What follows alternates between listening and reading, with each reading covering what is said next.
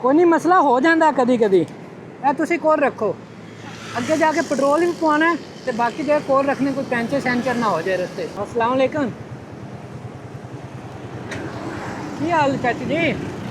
ਠੀਕ ਹੋ? ਕੀ ਹੋਇਆ ਬਾਈਕ ਨੂੰ? ਹੈ पेट्रोल ख़त्म हो गया? खोलो ढक्कन खोलो, पेट्रोल है?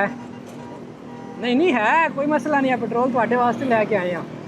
खोलो, पिछू पवाया नहीं पेट्रोल पंप सी हैं चाची जी? मैं कह रहा पिछू नहीं पवाया, पेट्रोल पंप है सी। की होया सी? पैसे ख़त्म हो गए सी, इस वजह तो पैदल जा रहे हो।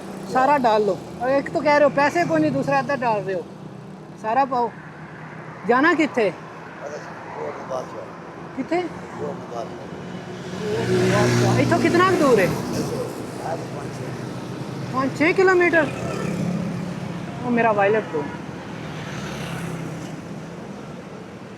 कोई नहीं मसला हो जाता कदी कदी। ਇਹ ਤੁਸੀਂ ਕੋਲ ਰੱਖੋ, ਅੱਗੇ ਜਾ ਕੇ ਪੈਟਰੋਲ ਵੀ ਪਵਾਉਣਾ ਤੇ ਬਾਕੀ ਦੇ ਕੋਲ ਰੱਖਣੇ, ਕੋਈ ਪੈਂਚਰ ਸੈਂਚਰ ਨਾ ਹੋ ਜਾਏ ਰਸਤੇ।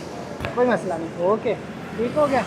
ठीक है बेटा, ਤੁਸੀਂ ਸਮਾਨ ਨਾਲ ਜਾ ਰਹੇ ਹੋ, ਚਲੋ ਕਰੋ, ਕੋਈ ਮਸਲਾ ਨਹੀਂ, ਠਹਿਰੇ ਪਹੁੰਚੋ ਤੁਸੀਂ। हाँ जी बिल्कुल जी, अल्लाह तरफ हो, अल्लाह की तरफ होया।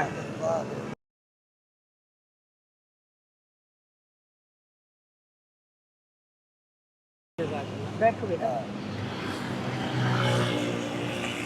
बैठ भी ना, मैनू पकड़ा दे।